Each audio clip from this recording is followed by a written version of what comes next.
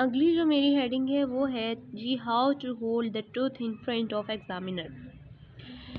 अब मेरा मकसद आप लोगों को समझाना और बताना ये है कि आप अपनी ओएसपी और वाइवा के लिए प्रिपेयर हो जाएं। बाकी मैं आपको लिंगुअल, लेबियल, डिजिटल मीज़ल नहीं बता रही, ठीक है। वो बुकिश चीज़ें हैं, वो आप बुक से रीड आउट करते जाएंगे, आपको ईजीली समझ में आता जाएगा कि ये क्या क्या लिखा हुआ है। लेकिन आखिरी टाइम तक बच्चों को ये नहीं पता होता कि मैग्जिलरी को किस तरह प्रेजेंट किया जाए, मैंडिबुलर को किस तरह प्रेजेंट किया जाए। बहुत बड़ी मिस्टेक्स होती हैं। मैग्जिलरी को मैंडिबुलर की तरह प्रेजेंट कर देते हैं, मैंडिबुलर को मैग्जिलरी की तरह प्रेजेंट कर देते हैं, जिससे उनका राइट लेफ्ट ख़राब हो जाता है, पता नहीं चलता। मेरा मकसद आपको यही समझाना है कि मैग्जिलरी आपको डिफ्रेंशिएट हो, मैंडिबुलर आपको डिफ्रेंशिएट हो, इनको देखते ही आपको पता चल जाए ये राइट का है, लेफ्ट का है, कौन सी डेंटिशन है। आप लोगों को ये अजबर हो जाए, बस देखते ही पता चले। मेरा मकसद आप लोगों को ये बताना है। आ जाएं जी पॉइंट की तरफ। अब ये है जी, how to hold the truth in the front of examiner. एक बात आपने याद रखनी है कि अगर मैं आपको मैग्जिलरी आर्च दिखाऊं, ये मेरे पास है मैग्जिलरी आर्च, ठीक है। मैग्जिलरी आर्च को हमेशा नीचे रखा जाता है और मैंडिबुलर आर्च को इस तरीके से इसके ऊपर रखा जाता है। इसलिए मैं आपको इस तरीके से दिखाती हूँ, ऐसे इस तरीके से प्रेजेंट किया जाता है, इस तरीके से इसको प्रेजेंट किया जाता है। ऊपर मैग्जिलरी रखी जाती है, नीचे मैंडिबुलर रखी जाती है। अगर आप अपनी मुंह को खोल कर देख लें तो ऊपर जो आपके टीथ होते हैं वो नीचे की तरफ, उनकी डायरेक्शन नीचे की तरफ होती है, और जो मैंडिबुलर होते हैं उनकी डायरेक्शन ऊपर की तरफ होती है। ये बात बहुत इंपॉर्टेंट है मैग्जिलरी और मैंडिबुलर के लिए, ये बात बहुत ज़्यादा इंपॉर्टेंट है। मैग्जिलरी को आपने हमेशा इस तरीके से प्रेजेंट करना है, और जो मैंडिबुलर है उसको आपने हमेशा इस तरीके से प्रेजेंट करना है। अब लेट्स सपोज ये हमें पता चल गया, हमने इसको डिफ्रेंशिएट कर लिया कि ये हमारे पास मैग्जिलरी सेंट्रल इंसाइजर है, ठीक है। अगर ये मैग्जिलरी है तो अब इसको इस डायरेक्शन में जाना चाहिए, इसको इस डायरेक्शन में जाना चाहिए, ठीक है।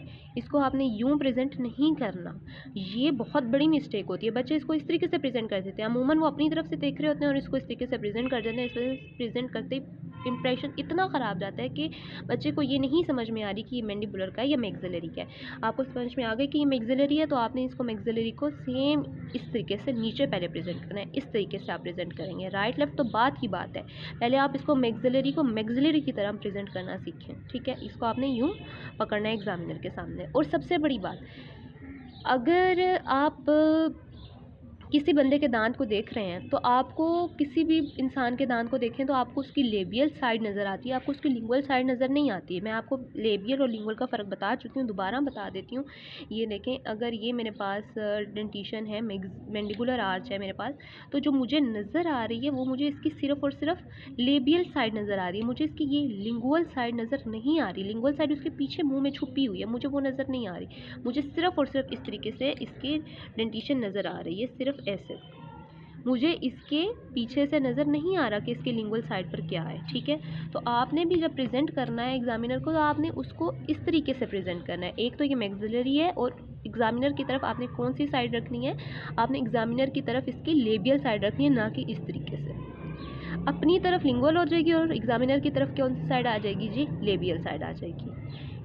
ये आपने फ़र्क पता करना है। अब ये मेरे पास है जी मैंडिबुलर का है, तो मैंडिबुलर में इस तरीके से प्रेजेंट करूँगी, लेबियल एग्जामिनर की तरफ, लिंगुअल अपनी तरफ, और इसको इस तरीके से प्रेजेंट करूँगी ऊपर की तरफ, और इसको मैं नीचे की तरफ प्रेजेंट करूँगी। ये आप लोगों ने बातें बड़ी इंपॉर्टेंट हैं, ये आप लोगों को पता होनी चाहिए। उसके बाद अब जी आ जाए, अब हमें पता चल गया कि हमने मैग्जिलरी को कैसे प्रेजेंट करना है, मैंडिबुलर को कैसे करना है, और लेबियल साइड को एग्जामिनर की तरफ करना है। लेबियल हमारे पास एग्जामिनर की तरफ होनी चाहिए, ठीक है। ये बात इंपॉर्टेंट है, और ये वाली बात इंपॉर्टेंट है। अब आप आ जाएं कि हमारे पास ये राइट साइड का है, ये अब हमारे पास लेफ़्ट साइड का है। अब ये बात इंपॉर्टेंट है। अब आपने देखना है कि राइट लेफ़्ट का मैं क्या बता रही हूँ। अब देखें ज़रा, मेरे पास ये डेंटिशन है, मैग्जिलरी है। अगर मेरे पास ये इसकी राइट साइड है और ये मेरे पास इसकी लेफ़्ट साइड है, तो मेरे पास राइट साइड का भी सेंट्रल इंसाइजर है और मेरे पास लेफ़्ट साइड का भी सेंट्रल इंसाइजर है। अब मैं हाउ टू डिफ्रेंशिएट कि राइट का है या लेफ़्ट का है, ये बताना चाह रही हूँ आपको, ठीक है। उसके लिए आपने क्या करना है कि मैंने यहाँ पे पॉइंट्स बनाए हुए हैं, आप बाद में इनका साफ सा स्क्रीनशॉट लेके इनको अपने पास नोट डाउन कर लें। ये बहुत इंपॉर्टेंट है। ये बातें जल्दी से जल्दी पता नहीं चलती, इंसान आखिर टाइम तक इन चीज़ों में ही उलझा रहता है, उन्हें नहीं पता चलती कि ये हम कैसे डिफ्रेंशिएट करें। इनको आप स्क्रीनशॉट लेके अपने पास बिल्कुल सेव कर लें और ये आपका आखिरी टाइम तक, बल्कि पूरी वीडियोज़ में ये आपका काम आएगा।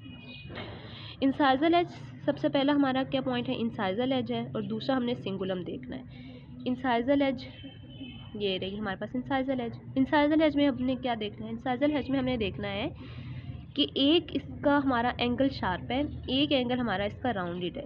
अब मैंने आपको पीछे वीडियोस में एक्सप्लेन कर दिया है, बेसिक वीडियोस में, कि ये इंसाइजल है, ये इंसाइजल एज है, ये शायद इसकी मीजियल हो सकती है, ये डिस्टल हो सकती है, ये शायद इसकी मीजियल हो सकती है, ये डिस्टल हो सकती है। अभी हमें ये नहीं पता कि कौन सी इसकी मीजियल है, कौन सी इसकी डिस्टल है।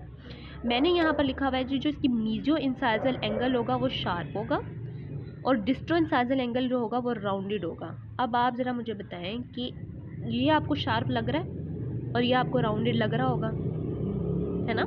ये आपको शार्प लग रहा है, ये आपको राउंडेड लग रहा है, तो शार्प जो होगा वो हमारे पास कौन सी एंगल होगा, मीजो इंसाइजल एंगल होगा। जो राउंडेड सा बना हुआ है वो हमारे पास क्या होगा, डिस्टो इंसाइजल एंगल होगा। तो मुझे पता चलता है कि ये मेरे पास मीजियल साइड हो जाएगी इसकी, और ये मेरे पास इसकी डिस्टल साइड हो जाएगी।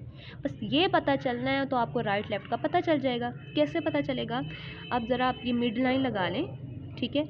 मिड लाइन लगा ली मैंने अभी आपको थोड़ी देर पहले बताया कि जो मिड लाइन के साथ वाली सरफेस होती है वो उसकी कौन सी सरफेस होती है, मीजियल होती है, और जो उससे दूर होती है वो उसकी क्या होती है, डिस्टल होती है। यानी कि ये वाली इसकी डिस्टल साइड हो जाएगी, ये वाली इसकी मीजियल साइड हो जाएगी।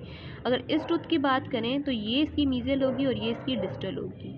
मैंने इसको इस तरीके से प्रेजेंट करना है। मिड लाइन मैं इधर लगाऊंगी या इधर लगाऊंगी, मिड लाइन मैं कहाँ पे लगाऊंगी, मैं मीजियल के साथ मिड लाइन लगाऊंगी, मैं डिस्टल के साथ मिड लाइन नहीं लगाऊंगी। ये सॉरी, यहाँ पे मैं डिस्टल के साथ मिड लाइन नहीं लगाऊंगी, मैं मीजियल वाली साइड के साथ मिड लाइन लगाऊंगी, क्योंकि जो चीज़ मिड लाइन के पास है वो मीजियल ही है ना। तो अगर हमें पता चल गया कि ये जो शार्प सा इसका एंगल है ये हमारे पास मीजियो इंसाइजल एंगल है, तो इस वजह से मेरी मिड लाइन आएगी यहाँ पर, ठीक है। मेरी मिड लाइन यहाँ पर आएगी, मेरी मिड लाइन यहाँ पर नहीं आएगी, मैंने मिड लाइन इधर लगा दी। अब आप ज़रा गौर से देखें, जब मेरी मिड लाइन इधर आ रही है तो मेरी मिड लाइन इधर आ रही है, और टूथ मैं अपने इस वाले हाथ में पकड़ रही हूँ। ये मेरा सीधा हाथ है, ये मेरा उल्टा हाथ है। तो अब मिड लाइन मैंने इस हाथ से लगा ली और टूथ मेरे पास इस हाथ में आ रहा है। तो जिस हाथ में टूथ आ रहा है ना, तो वो उसी साइड का ये दांत है। मेरे पास ये लेफ़्ट पे आ रहा है, तो ये मेरे पास लेफ़्ट सेंट्रल इंसाइजर है, ठीक है। ये मेरे पास क्या इंसाइजर हो गया, लेफ़्ट सेंट्रल इंसाइजर हो गया। ये मिड लाइन आ रही है, और मिड लाइन मेरी ये, और यहाँ वाला जो टूथ आ गया ये मेरे लेफ़्ट हैंड में आ रहा है, तो ये मेरे पास लेफ़्ट सेंट्रल इंसाइजर है। अब ज़रा मैं आपको इसका राइट सेंट्रल इंसाइजर का भी बताती हूँ। एक सेकेंड, ये रहा राइट सेंट्रल इंसाइजर मेरे पास। अब राइट सेंट्रल इंसाइजर का देखें, इसमें ये थोड़ा सा ख़राब हुआ है, उसको इग्नोर करें। और यहाँ पर आप देखें कि ये जो मेरे पास शार्प एज है ये मेरे पास राउंडेड है, ये मेरे पास शार्प है। जो मेरे पास शार्प होगी वो मेरे पास क्या होगी, मीजियो इंसाइजल एंगल होगा। जो मेरे पास राउंडेड है वो डिस्टो इंसाइजल एंगल है। शार्प मीजियो इंसाइजल और जो राउंडेड वो डिस्टो इंसाइजल है, ठीक है। तो अब ये अगर मैं मिड लाइन लगाऊंगी इसकी, तो मैं यहाँ पर लगाऊंगी, मीजियो इंसाइजल एंगल के साथ मेरी मिड लाइन लगेगी। अब मेरे पास ये टूथ मेरे पास कौन से हैंड में आ रहा है, राइट हैंड में आ रहा है। तो मेरे पास ये राइट सेंट्रल इंसाइजर है, और ये मेरे पास जो ये वाली इसकी शार्प है, तो मीजियो इंसाइजर, यहाँ पर मिड लाइन लगी ये लेफ़्ट। तो ये इस तरीके से आएंगे, ये राइट सेंट्रल इंसाइजर और ये लेफ़्ट सेंट्रल इंसाइजर। समझ में आ गई ये बात। अब कि जो मिड लाइन, अब देखें इसको इस तरह बीच में रख लें और मिड लाइन इस तरह लगाएं, ठीक है। तो अब ये हमारे पास शार्प एजेस हैं, शार्प एजेस हमारे पास मीजियल साइड बन गई, मीजियल साइड के साथ हमारे पास मिड लाइन आती है, तो हमारे पास ये राइट साइड का बन जाएगा और ये मेरे पास लेफ़्ट साइड का बन जाएगा, क्योंकि ये मेरी लेफ़्ट हैंड में आ रहा है और ये मेरे पास राइट हैंड में आ रहा है। आपने इसको इस तरीके से नहीं देखना कि अगर मैं पेज पर लिखूँ तो मेरी ये वाली साइड राइट है, ये वाली लेफ़्ट है, मतलब मेरे पास ये राइट बन जाएगा, ये लेफ़्ट बन जाएगा। इस तरीके से नहीं देखना, ये गलत हो जाएगा। आपने सिर्फ और सिर्फ इस तरीके से देखना है कि आपके किस हाथ में आ रहा है। ये मेरे पास लेफ़्ट हैंड में आ रहा है, ये मेरे पास राइट में आ रहा है। ये राइट में आ रहा है तो ये राइट का है, ये मेरे पास लेफ़्ट हैंड में आ रहा है तो ये मेरे पास लेफ़्ट का है। आपने एग्जामिनर को इस तरीके से बताना है। लेट्स सपोज उसने अब ये आपके पास टीथ रख दिए हैं, ये पड़े हुए हैं इस तरीके से, ठीक है, ये पढ़े हुए हैं और उसने आपको कह दिया कि जी आप बता दें सेंट्रल इंसाइज़र, उसने आपको ये टीथ दे दिया और अब पूछ रहा है कि आपसे बताएं कि ये राइट का है या लेफ़्ट का है। तो आप सबसे पहले इसको इस तरीके से पकड़ेंगे, आप कहेंगे कि ये हमारे पास है सेंट्रल इंसाइज़र। अब आप बताएंगे कि राइट है या लेफ़्ट का है। राइट या लेफ़्ट का आप देखेंगे कि इसकी राउंडेड एज ये है, इसकी शार्प एज ये है। जो शार्प एज है वो इसकी मीज़ियल साइड है, तो मीज़ियल साइड के लिए मिड लाइन यहाँ पर लगेगी और ये पास आप ये वाला टूथ आप कौन से हैंड में आ रहा है, लेफ़्ट हैंड में आ रहा है, तो ये आपके पास कौन सा इंसाइज़र बन जाएगा जी, लेफ़्ट सेंट्रल इंसाइज़र। ठीक है।